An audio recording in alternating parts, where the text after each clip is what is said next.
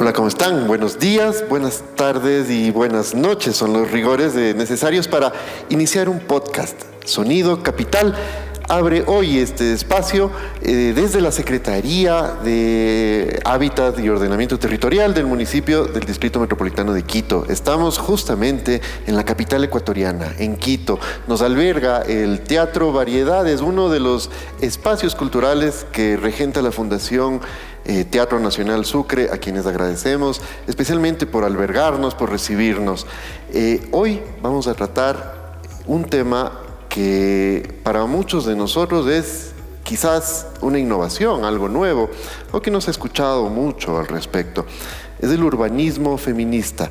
Yo desde la ignorancia hago siempre la primera, y que será tal vez la única pregunta desde el corazón aquí: ¿existe ya un urbanismo feminista en nuestra ciudad? Yo tengo 4 invitadas hoy. Se trata de Canela Samaniego. Es una artista, realizó estudios universitarios de arquitectura en la Universidad Católica y también se especializó en ilustración. Es parte de un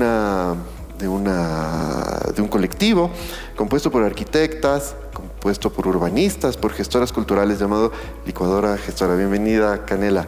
También María Elena Acosta. Ella es máster en sociología, pero además máster en ciencias sociales con mención en desarrollo local, y también tiene un doctorado en estudios culturales, memoria, identidades, territorio y lenguaje por la Universidad Santiago de Compostela en España. Monse Navas es activista, es ilustradora, es feminista e intenta por medio de la ilustración en sus diferentes formatos visibilizar a las cuerpas, a pieles diversas, luchas sociales de las mujeres y hablar sobre feminismo y derechos sexuales y reproductivos. También nos acompaña María Alejandra Molina. Ella es arquitecta de profesión, realizó estudios de maestría en Bélgica.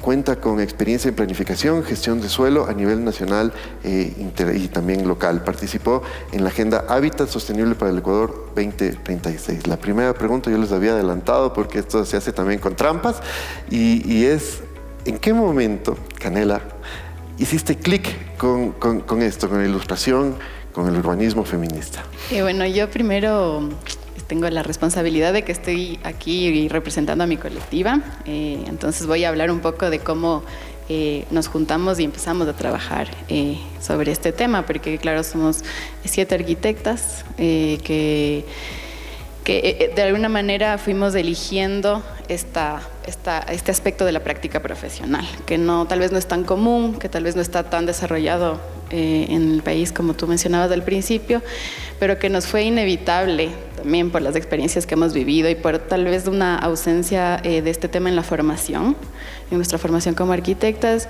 Y claro, al empezar a hacer clic con el feminismo por un lado y poder hablar de nuestras experiencias como mujeres en la ciudad, nos dimos cuenta que podíamos empezar a vincular ambos aspectos, ambos intereses, ¿no es cierto?, de nuestra profesión y de nuestros intereses como personas, ¿no es cierto? Entonces ahí fue que decidimos empezar a trabajar desde metodologías participativas y sobre todo de temas de recorridos urbanos y cuestionar cómo está configurada la ciudad desde la ocupación del espacio público principalmente. Entonces ha sido una práctica que la hemos realizado mucho desde la experiencia. Y después se ha ido complementando con la formación y eso, por ahí. María Elena, ¿cómo llegar a un doctorado en estudios culturales a través de una maestría y a través de una experiencia de vida, de vivir con muchísimas personas, convivir con colectivos de mujeres y con el territorio? ¿En qué momento tú decidiste seguir esta línea que te ha llevado a ti también a ejercer un activismo feminista también, pues? Yo creo que siempre hubo un interés por conocer desde muy joven qué pasaba con la sociedad. Habían cosas que no me gustaban en la familia, que algo pasaba ahí en familias que veía, a diferencia de mi familia, en donde en mi familia habían 3 cosas que se decían teníamos que aprender sí o sí: a manejar, a cocinar y a estudiar. Esas 3 cosas eran indispensables para la familia, porque generaban un nivel de autonomía, pero veía que en otras familias eso no pasaba. Finalmente la vida me fue llevando a estudiar, no sé por qué, ¿no? Compartíamos con Lucho, yo quería estudiar administración de empresas. Yo soy socióloga de profesión. Y en esa época, ya es hace mucho tiempo, seguramente un sector muy joven no lo va a entender, el gobierno no permitía, emitió una disposición en donde ya a las universidades uno no entraba con el título de bachiller solamente, sino que tenías que tener o bachiller en ciencias sociales, o bachiller en físico-matemático, o bachiller en químico-biólogo. Y terminé estudiando educación parvularia. Así llego, de esta manera, llego a un proyecto del Centro Ecuatoriano para la Promoción y Acción de la Mujer, CEPAM, que buscaban empezar un proyecto de educación no sexista para niños para niños de infancia temprana. ¿Sí? Yo decía, era un anuncio del periódico que decían buscan profesoras educadoras parvularias, que recién estaba saliendo, ¿no? Digamos, eran como las primeras promociones. Fui y no entendía mucho de qué se trataba. Finalmente aprendí y empecé a tomar conciencia de que había una educación que empezaba a ser como diferente, que nos educaban de una manera a los niños y educábamos de otra manera a las niñas, y fue como empezando a reflexionar. De tal manera que fui trabajando el CEPAM empezó a trabajar con organizaciones de mujeres en las comunidades, y así fue como empecé mi vida estudiantil ya en la universidad. Luego estudié sociología, luego hice la maestría, finalmente fui al doctorado, pero siempre en el análisis del espacio, de la ocupación del espacio, de las relaciones en el espacio familiar, en el espacio público, en el espacio público-privado, en el espacio privado de uso público y en el espacio comunitario. Con una perspectiva, no desde la competencia ni desde el juzgamiento hacia el otro, sino en darnos cuenta que una sociedad que construye sus relaciones de manera inequitativa o de manera perjudicando unos a otros, es una sociedad que nunca podrá estar en equilibrio y podrá convivir tranquilamente. O sea, no es una competencia. Y ahí sí, seguramente vamos a conversar de esto. Hay que hacer unas reflexiones sobre los alcances del feminismo, que es una palabra que a muchos les asusta, y les puedo asegurar que no es como la pinta. Monse, quizás derechos sexuales, derechos reproductivos, feminismo es materia de profundidad, y asumirlo como desde una expresión artística, pues, y que ha sido pues un camino. ¿Cómo llegaste a eso? ¿Cuál fue el clic que pasó en tu vida para llegar a este momento? Hola con todos. Bueno, yo creo que en mi formación yo estudié arquitectura, yo también soy arquitecta, entonces ahí también como convergemos mucho de cómo pensamos y por qué tal vez la vida nos llevó hasta algún lugar. Cuando yo estaba estudiando, lo que hacía en mi tiempo libre, que era como mientras hacía la tesis, digamos, era dibujar. Eso era lo que me encantaba, pintar, dibujar. Y ahí fue cuando entendí que era un arma súper poderosa para comunicar. Y al mismo tiempo como que hubo mucho movimiento social feminista en Ecuador, y yo no estudiaba aquí, entonces veía desde lejos de eso y decía como, qué increíble, quiero ser parte. Como que empezaron a ver como muchos, o tal vez yo me enteré como que había grupos que estaban activándose, feministas, que estaban como haciendo las cosas en colectivo, que era algo que nunca había pensado y me pareció muy interesante. Y a raíz de eso también como entendí, como no había estudiado, digamos, ilustración y ese tipo de cosas, entendí que era una manera en donde podía yo alzar la voz y podía como que expresar lo que sentía, y ahí fue como encontré ese puente entre el feminismo, mi activismo feminista y lo que me gustaba hacer, así el dibujo, la ilustración, y dije, esto es muy potente y no quiero solo hacer cosas que sean como chéveres, lindas, sino cosas que hablen mucho más de la experiencia de cada una, que también es una experiencia compartida con muchas mujeres. Entonces siento que ahí llegó el feminismo y como lo que ahora me dedico, mi ilustración y hacer como arte. Entonces también siento que el arte es muy sanador. Muchas veces no nos damos cuenta que necesitamos un espacio para solo desfogar, y el arte ha sido como que ese espacio sanador en donde se puede hablar de muchas cosas muy importantes, como por ejemplo los derechos sexuales, los derechos reproductivos. Siento que eso también fue una experiencia propia que quise también como compartir con el mundo, y a raíz de eso empezar a hablar de los temas que a veces son un poco tabús en la sociedad, pero a través del arte hace que eso sea, no sé, como la gente lo tome de una manera mucho más digerible y que puedan como empatizar más y escuchar antes de poner una barrera y decir como, no, esto no quiero hablar. Entonces así fue como empecé, y ahora también como estoy haciendo muchos murales, y también eso es lindo porque es la toma del espacio público para expresar tu arte, y siento que también por ahí como que tengo muchos aprendizajes que puedo ahí como ir compartiendo a lo largo de esto, de cómo el tú ser mujer y querer mantener un mensaje un poco, ¿cómo se llama?, que no es el mensaje que todo el mundo quiere hacer, sino un mensaje que te puede como cuestionar, hace que ciertas personas como que se incomoden al tú estar ocupando el espacio público. Eso. Alejandra, y la política pública, ¿cómo? Eso sí me parece dificilísimo. ¿Cómo conectas la política pública con tu vida? Muchas gracias, gracias por la invitación. Qué gusto estar aquí con todos ustedes compartiendo.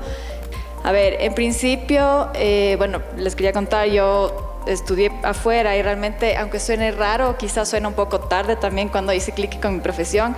No sé si es necesariamente con la profesión, sino con el enamorarme de la ciudad. Estuve por fuera haciendo estudios de masterado, y en esos estudios el enamorarme de la ciudad donde estaba viviendo hacía que por reflejo me vaya enamorando de mi ciudad, de Quito.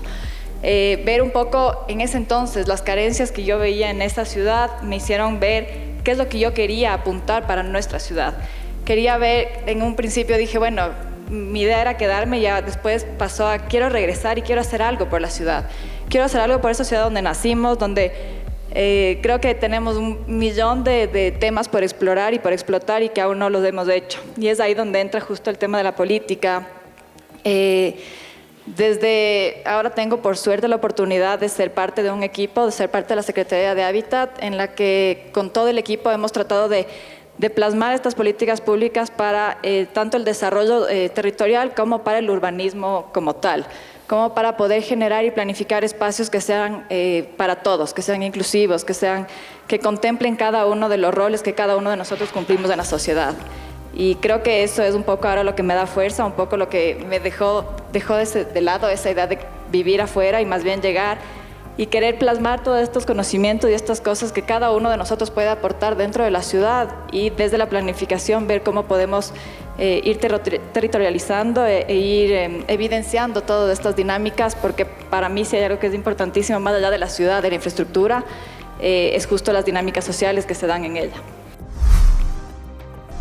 Ser una mujer, ser un anciano o una anciana, ser una persona con discapacidad y movilizarse por Quito, movilizarse por cualquiera de nuestras ciudades de la región suramericana, ¿qué implica? ¿Qué significa? ¿Cuándo ustedes han sido testigos, partícipes o sujetos de una vulneración en esta ciudad, Canela? Sí, o sea, es un tema súper complejo y súper interesante que creo que va a abrir una conversación bien interesante, y creo que hay que partir justo de eso, de que en general no solo Quito, sino las ciudades están configuradas para la producción y no para sostener la vida cotidiana, la vida en general. Entonces, en ese escenario se vulneran los derechos. Es el escenario perfecto para que varios derechos sean vulnerados cuando la vida no está en el centro, la diversidad en general de quienes habitamos las ciudades. Entonces, claro, ahí justo aparece este tema de que todos y todas experimentamos y vivimos la ciudad de manera totalmente diferenciada. Y claro, en ese sentido yo sí me voy a centrar en la violencia machista y cómo la ciudad reproduce, es el escenario para que se reproduzcan estas violencias, estas vulneraciones de derechos. En Quito creo que 6 de 10 mujeres han vivido acoso en la calle, en el transporte público, es una cifra súper alta. Y en el caso del colectivo de Licuadora Gestora, las 7 colegas habíamos vivido estas experiencias, ¿no? O sea, no voy a entrar en una experiencia en particular, creo que no es el caso, pero sí de hacer como el 100% de las colegas había vivido estas experiencias.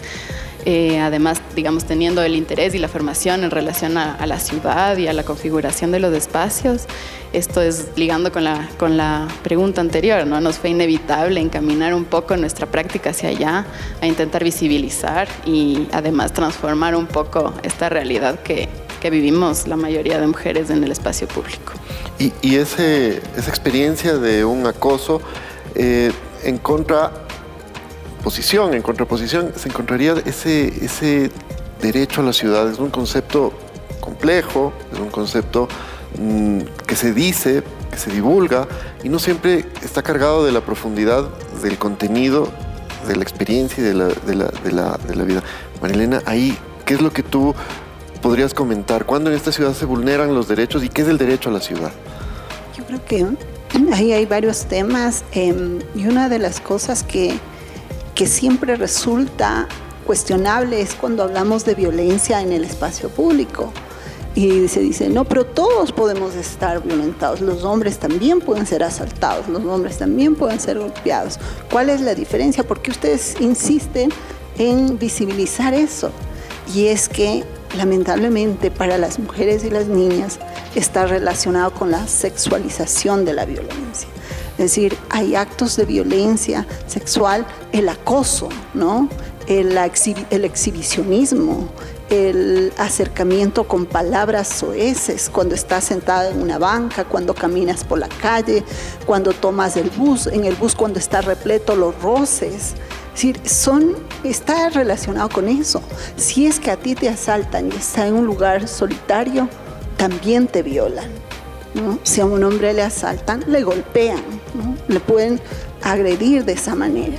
Entonces, esa agresión, y no es una competencia de quién está más fregado en el uso del espacio público, porque creo que esa vulnerabilidad del entorno no solo tiene que ver con el diseño del espacio público, ni cómo lo usamos, sino con una carga del comportamiento que tenemos de la formación con la que nos han criado, con la que hemos crecido. Entonces hay un fuerte comportamiento. Por más diseño del espacio público perfecto, con equidad de género, pensado en los equipamientos, adecuadas iluminaciones, seguridad, botones de seguridad en el caso de algún incidente, vigilancia.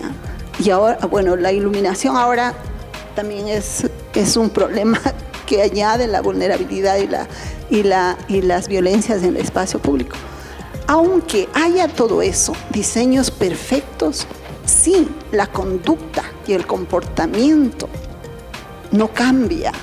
Si los preceptos y relaciones no se modifican, esos espacios públicos no serán lo que esperamos. Y ahí el ejercicio del derecho a la ciudad es tangible. Puede sonar como un concepto abstracto, pero es tangible.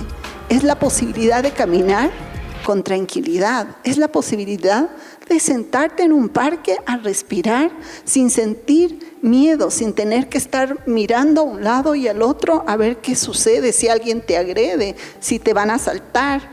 descansar abrazada a la cartera en un parque, porque si no te la ranchan.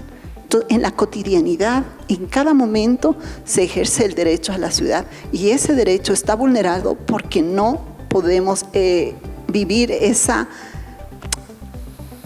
caminar en el espacio público con tranquilidad.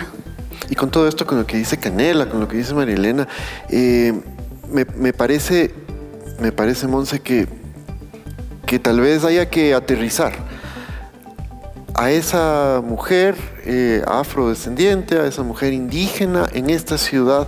¿Cómo se le vulnera su derecho a la ciudad? Son actoras de nuestra capital, pero ¿qué elementos nomás tú crees que se ponen ahí por delante para que sus derechos sean pues vulnerados? Sí, o sea, quería solo también como en esta pregunta de ¿cuándo fue la última vez que te sentiste vulnerada en Quito? Preguntar tal vez a todas y a todos los que están aquí como ¿cuándo te has sentido segura de salir a la calle? O sea, también esa pregunta, porque muchas veces normalizamos el sentirnos inseguras, entonces pensamos que es normal el tener que decir, ¿a dónde voy? O sea, ¿y a dónde voy y cómo voy? ¿Voy en bus? ¿Voy en carro? ¿Voy en taxi? ¿Voy en metro? Y si voy de esa manera, ¿cuánto tengo que caminar? Y si tengo que caminar tanto, ¿por qué calles tengo que ir? O sea, ¿qué calles tengo que usar?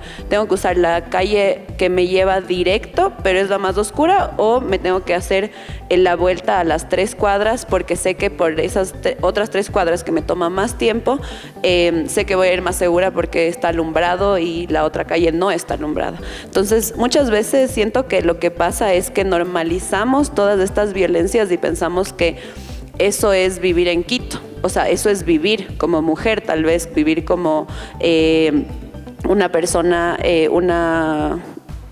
como vulnerable, que puede ser no solo las mujeres, sino las niñas, las personas con discapacidad, las personas adultas mayores. Entonces, tener que hacer todo este pensamiento de cómo voy a ir y después decir, y sobre todo como que como tú decías, las personas a las que se les sexualiza, se les objetiviza, decir como, ¿y cómo voy a ir vestida? O sea, si voy en bus, voy vestida con pantalón y chompa, pero si voy en carro de alguien, de algún amigo, tal vez sí puedo ir como con la camiseta que quería ponerme porque sé que va a ser más seguro de alguna manera, o como que no me va a ver menos gente, o tengo que caminar menos. Entonces, siento que también es el cuestionarse todo lo que hemos normalizado. Entonces, a raíz de eso, preguntarnos cuándo nos hemos sentido seguras de salir a la calle y ir viendo el por qué. O sea, qué cosas chiquitas son esas cosas que nos hacen tener que pensar 2 y 3 veces el salir y cómo salir, porque eso también es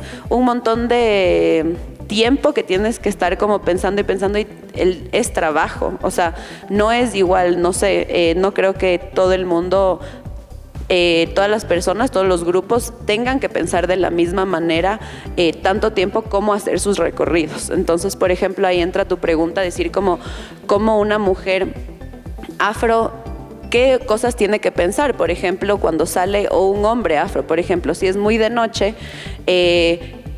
también tienen el peligro de que puede ser que les estén viendo como peligrosos y que no puedan salir de cierta hora a cierta hora, o que salgan con el miedo de que tal vez, no sé, les detengan más fácilmente. Por ejemplo, yo vivo cerca de la Carolina y sé que, por ejemplo, en la pista de patinaje siempre hay policías. Siempre hay policías, ¿por qué?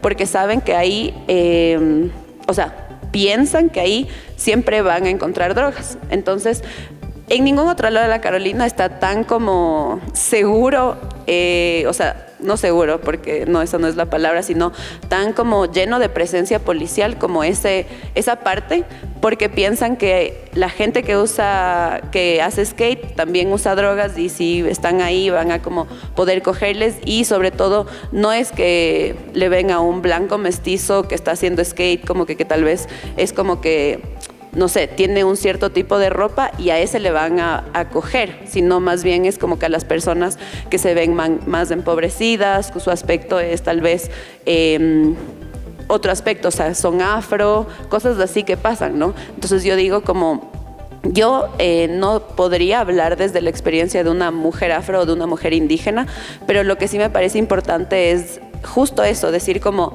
qué importante es que esas personas puedan estar en la mesa diciendo qué necesitan, cómo se mueven en la ciudad, cuánto tiempo piensan en salir y como que qué son las cosas que les impide salir y que no les impide salir, cuándo se sienten seguras, cuándo se sienten inseguras. Y ese es el cambio que hay que hacer, como que tener esas voces para poder entenderlas y poder hacer algo al respecto, más que hablar por ellas. Y esa es la clave, Alejandra, porque ¿qué se puede hacer al respecto? ¿Cómo se puede medir el impacto de una política pública feminista en el espacio público? Bueno, gracias, Lucho. Creo que voy a ir como tomando también ideas de lo que se han dicho, un poco complementando, porque desde la política también estamos tratando de hacer algunas cosas que no tienen que ver únicamente con infraestructura o con el espacio físico, con el concebir espacios adecuados, con accesibilidad universal o con equipamientos adecuados para los diferentes roles, ¿no? Tengo, por ejemplo, tenemos un trabajo intersectorial que se está haciendo también, por ejemplo, con los comerciantes autónomos, en el que, además de eso, hay que aclarar que los comerciantes, la gran mayoría son mujeres. Y creo que ha habido un avance importante en el que hemos tratado de, por ejemplo, ya ir impartiendo conocimientos de información respecto de la violencia de género, que antes no se hacía. Antes básicamente se estaba capacitando únicamente de cómo se deben ellos comportar, diciéndoles nosotros cómo deben comportarse en el espacio público. Sin embargo, ahora creo que parte de lo clave que se está haciendo es esta comunicación de ida y vuelta, ¿no? Entender también ellos cómo se movilizan y cómo entienden para ellos el espacio público y su contexto cercano. Y además de eso, poder darles también esta información acerca de violencia de género en un caso, por ejemplo, o de también cómo cuidar el espacio, ¿no?, en el que se encuentran, porque al final del día es un espacio que ellos lo están utilizando, pero que al final del día es para todos los ciudadanos. Y es un espacio que de alguna forma también tiene que ver con esto de la ciudad de los cuidados y cómo tener nosotros una ciudad para todos los roles, para todas las personas. Y ustedes ya van viendo por dónde apuntan mis preguntas, ¿no? Es el inicio, en un inicio es la experiencia de nosotros mismos, cómo podemos ser objeto de una vulneración de derechos, hasta cómo podemos ya visibilizar a grupos que tal vez pertenecen a esa otra edad, a dónde confluye una ciudad que efectivamente pertenece a una sociedad que es aporofóbica, que es racista, que además es machista.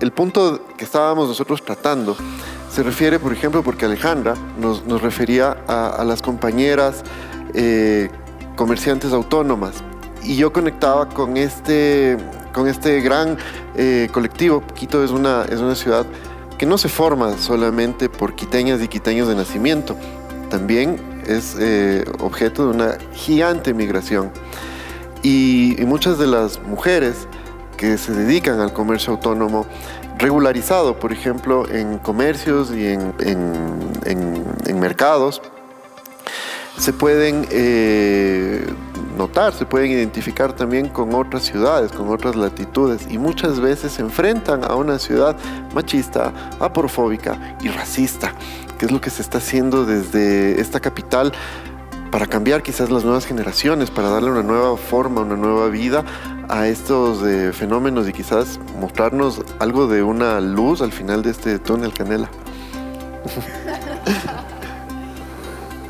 Sí.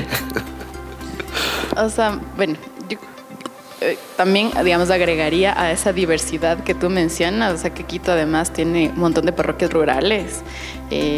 No solo hay una migración de otras provincias, sino Quito tiene ya una diversidad en su propio territorio que es riquísima. Sus 33 parroquias rurales, en efecto, cada una con distintas costumbres, además. Además, y manifestaciones culturales. Entonces, bueno, ahí nosotros tuvimos la oportunidad de participar en una investigación participativa el año pasado con la Secretaría de Cultura sobre algunas expresiones culturales en las parroquias rurales de Quito. Entonces, no sé, ahí puede ser que yo vea una luz al final del túnel en relación a cómo la cultura, que es además, o sea, que es algo que nos ata muchísimo al territorio, pero que es súper desconocida en el territorio, puede empezar a vincular a la diversidad de actores que habitamos el espacio. Entonces, bueno, en esta investigación lo que hicimos fue conocer estas manifestaciones ancestrales en algunos casos, en otras no, pero sí ligadas mucho al territorio. Y bueno, conocimos unos casos así magníficos, unos espacios magníficos, unas personas así totalmente, no sé, o sea, como desde esa experiencia, por ejemplo, pudimos ver como la relación también con territorio no es solo urbano, ¿no es cierto? Y cómo hay una riqueza así que nos puede nutrir para esa relación en esas experiencias. Creo que ahí abro desde esta experiencia para que sigamos conversando. Sí, desde ahí se puede abrir un debate. Por ejemplo, María Elena, en Zambisa se habla quichua y es una parroquia de Quito, y ahí conecto yo con la cultura y también con la identidad. Propiamente el encuentro de parroquias rurales del año anterior se desarrolló ahí, y había una manifestación bellísima de baile, incluso la vestimenta, y yo notaba que mucha gente que llega a eso es gente es gente mayor. Es gente, o sea, yo veo pocos jóvenes que están tal vez enrolándose en esto, quizás estoy equivocado. ¿Cómo ves tú a una ciudad que se conecta a través del género con sus problemáticas sociales y con identidades ahí que están floreciendo, pues? Yo creo que habría que un poco de lo que planteabas, como recuperar o entender o reconocer la multiplicidad de culturas existentes, ¿no? Quito es una ciudad multicultural identitaria, y las prácticas no solo van de reconocer y valorar, digamos, no me gusta mucho esa palabra, y valorar las tradiciones ancestrales o locales, sino también reconocer que hay jóvenes que están desarrollando prácticas urbanas, de bailes urbanos, de representaciones urbanas, de arte urbano, de lenguajes urbanos. Es decir, no es solo Quito, no es solo esas expresiones, y a veces esas expresiones son importantes porque dan cuenta de las raíces que tenemos, pero también tenemos que abrir a reconocer que hay otras expresiones, porque ya Quito no está cerrada. Quito, como todas las ciudades de América Latina, ha pasado por procesos de globalización, de modernización, de posmodernización, y esos intercambios o esas llegadas hace que seamos una ciudad viva, que tenga más peso unas culturas que otras, y a partir de ese peso cultural se quiera calificar como verdadero o falso las otras expresiones. Es el riesgo que existe, porque lo que tendemos es hacer una sociedad bien estereotipada y a juzgar qué cultura es más importante que otra. No, son expresiones diversas que conviven y que se relacionan en este espacio que es Quito. Y en esa medida también hombres, mujeres de distintas edades, también tenemos intereses y necesidades diferentes en relación a aquellos que no nos gusta, con lo que nos sentimos identificados. El quichua es un referente. En nuestro lenguaje cotidiano está el quichua. Usamos palabras del quichua. A veces ni decimos, ay, no queremos del quichua, pero también es parte de nosotros. Y el romper esas negaciones de la existencia de la multiplicidad de culturas hace que seamos una sociedad mucho más integradora. Ahora también están las familias migrantes, o sea, de migrantes de otros países, no solo migrantes internas, no solo migrantes del campo a la ciudad. Ahora también estamos migrando los de Quito a las ciudades más medianas o intermedias. Es decir, hay unos flujos y unos movimientos que necesitamos reconocer y respetar, ¿no?, para que podamos convivir.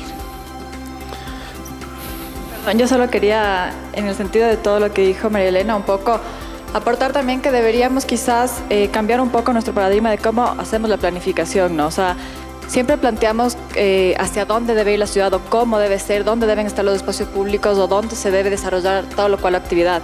Sin embargo, también tenemos que entender lo dinámico y lo cotidiano que pueden ser todas las actividades o las actuaciones que se dan en el espacio o en el territorio.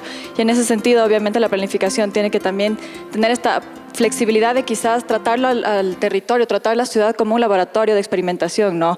Un poco que nos deje o que un poco nos vaya guiando hacia dónde están estas nuevas culturas, estas nuevas formas de encontrar esta identidad de los jóvenes, por ejemplo, y tratar de hacer espacios como construidos por ellos, no necesariamente que nosotros vengamos a imponer algo como nosotros creemos que debería ser, sino permitir realmente que estas actividades sean las que vayan un poco forjando el camino de cómo o la ciudad que queremos.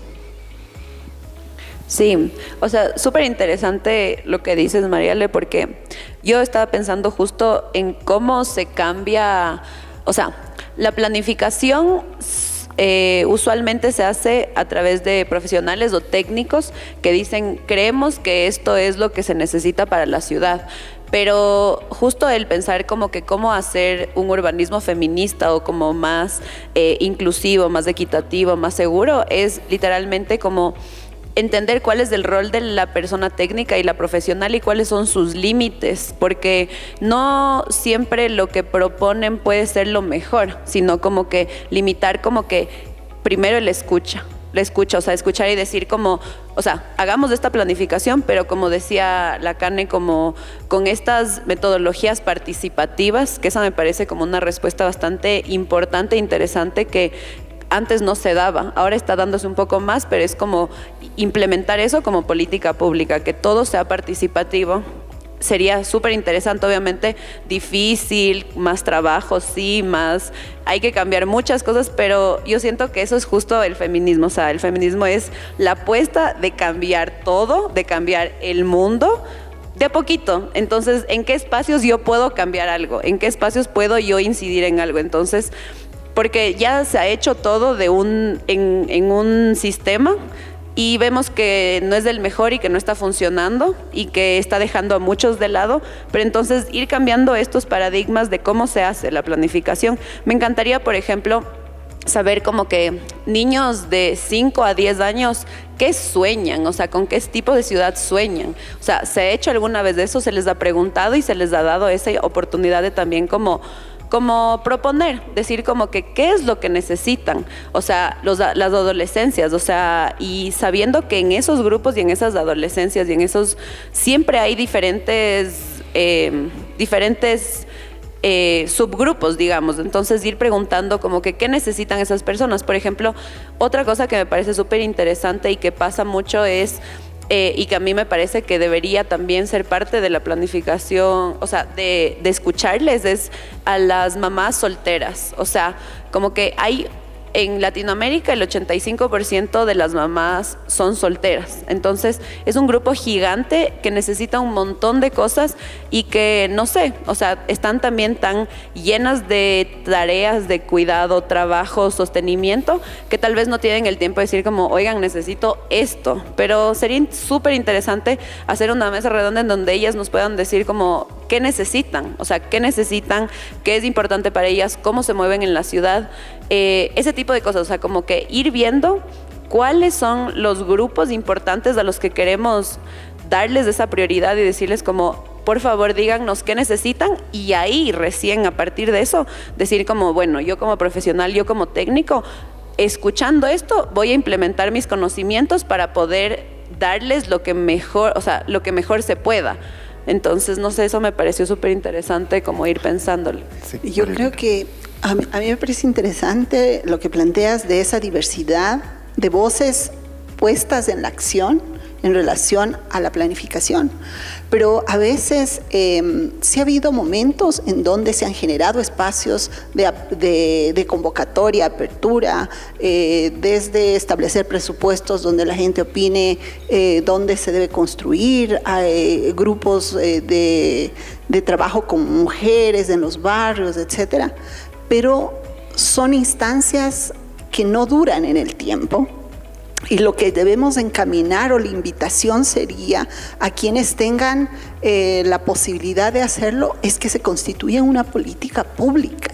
Y esa política pública desde, digamos, desde la acción, desde la reflexión, desde la incorporación de voces diversas, requiere 3 cosas, digamos, que yo podría poner sobre la mesa para conversar. Y la una es, una política pública requiere tener un diagnóstico o una línea base de lo que pasa con la diversidad de población que habita en el territorio en relación al uso, usufructo y disfrute y acceso de todos los espacios de la ciudad. Teniendo claro, y lo que tenemos es un problema de data, no tenemos data, si unos nos dan un informe, otros nos dan otra información, es decir, los datos no son consistentes. Una línea base que nos permita sería importante. Luego, eso nos permitirá una política pública que llegue a una planificación que desglose las acciones que atiendan esa situación encontrada en la línea base. Pero hasta ahí no sería suficiente si no tenemos presupuesto. Presupuesto que acompañe eso, indicadores que permitan medir los avances y finalmente personal capacitado y población sensibilizada. O sea, es un conjunto, no es solo una responsabilidad de las autoridades, es una responsabilidad de la población también, de cambiar el chip de las relaciones entre los seres humanos, ¿no? Y por eso es que el urbanismo feminista plantea reconocer que hay un impacto directo en las decisiones urbanas del espacio y opta y propone, ¿no?, cambiar eso en función de transformar los espacios que inciden en las relaciones. Y de paso también un poco el comentario mío personalmente sería de no necesariamente se separan las identidades con la parte económica, por ejemplo. Es decir, las manifestaciones culturales también tienen ahí, recaen a veces también en actividades de sustento, actividades económicas. Cuando Monse nos decía la perspectiva de una persona de 5 a 10 años. Yo recuerdo cuando era pequeñito y en el jardín de infantes en donde yo iba había un patio con juegos que a mí me parecía gigante. Y cuando yo regresé ya pues de adulto al mismo lugar y vi que eso era 10 metros cuadrados, literalmente no era tan grande. Cambian las perspectivas de qué se está haciendo desde la política pública, desde el ejercicio de la planificación para escuchar a esas voces tan distintas.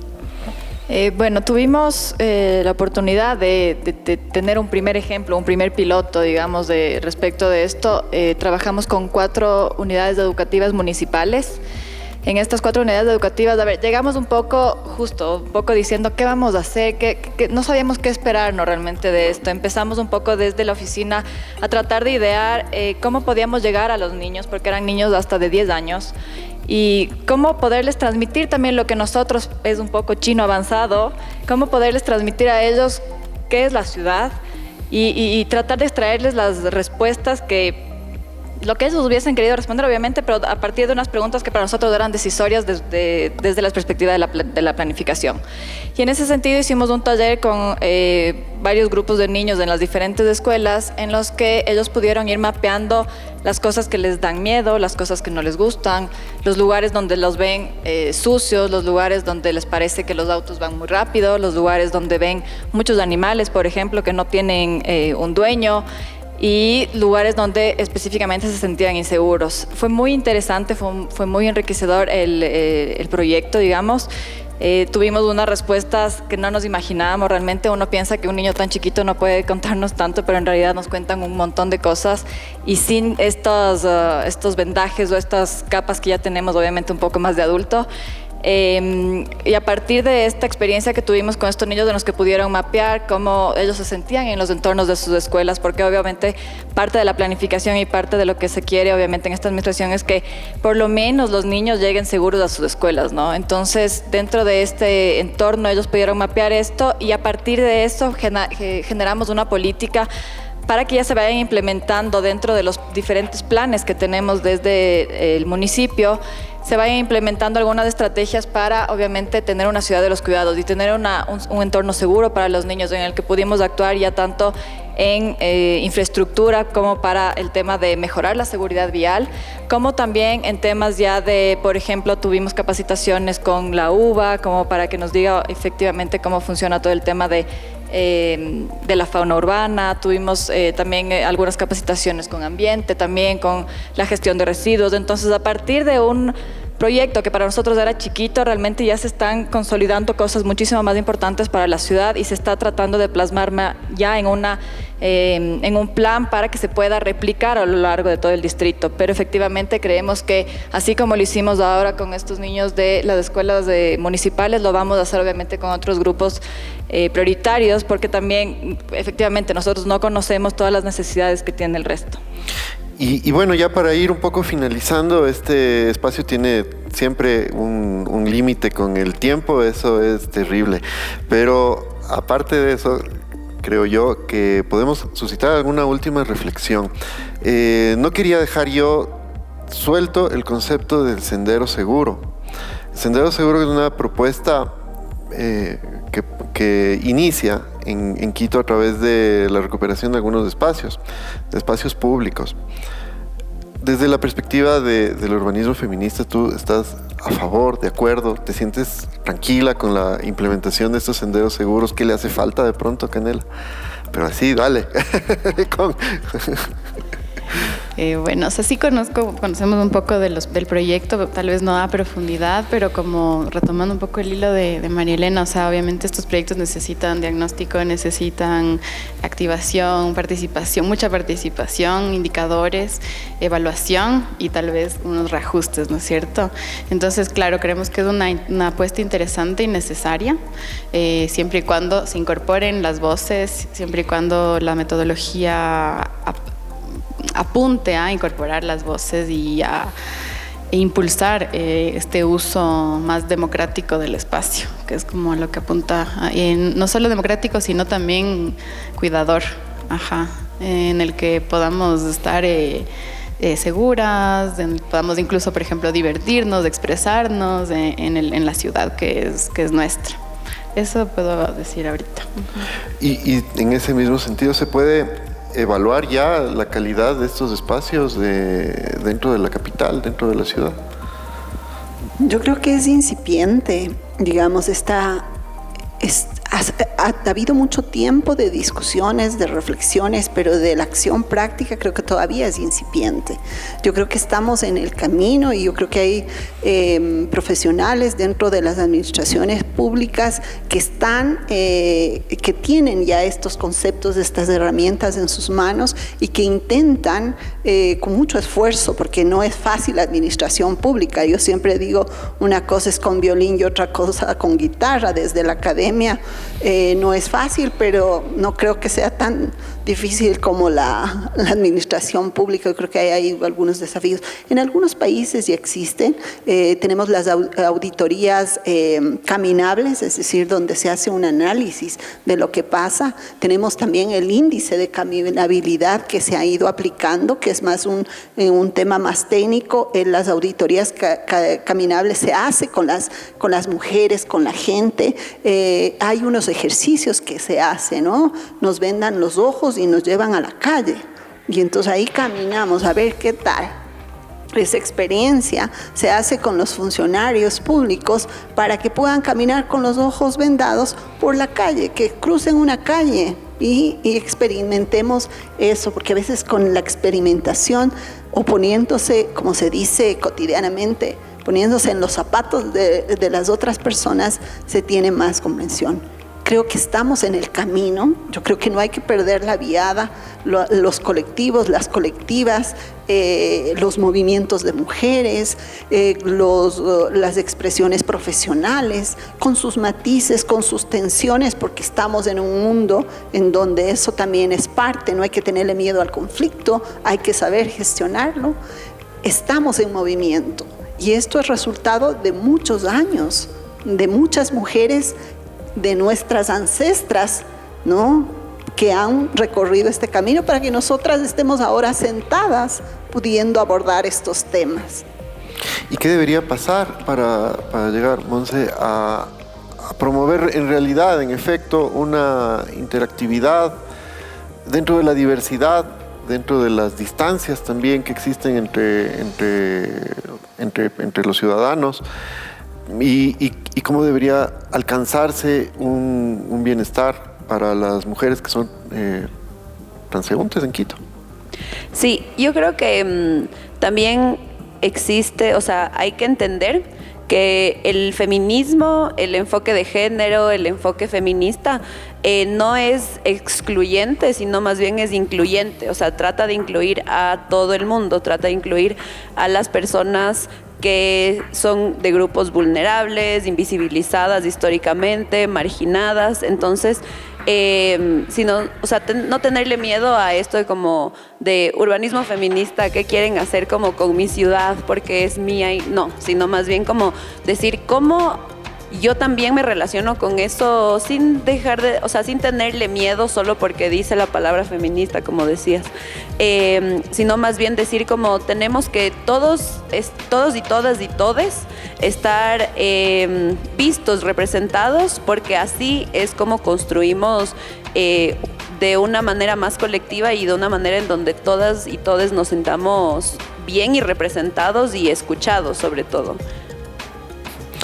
Ale, ¿y qué papel juega en este sentido de llegar o de abordar a una meta que es la política pública que sea realmente efectiva? ¿Qué papel crees que juegan estos tejidos sociales que ya existen en las colectivas, en los grupos artísticos incluso? Es importantísimo. O sea, creo que así como tenemos para la planificación, tenemos que tomar en cuenta cada una de las personas y de los ciudadanos.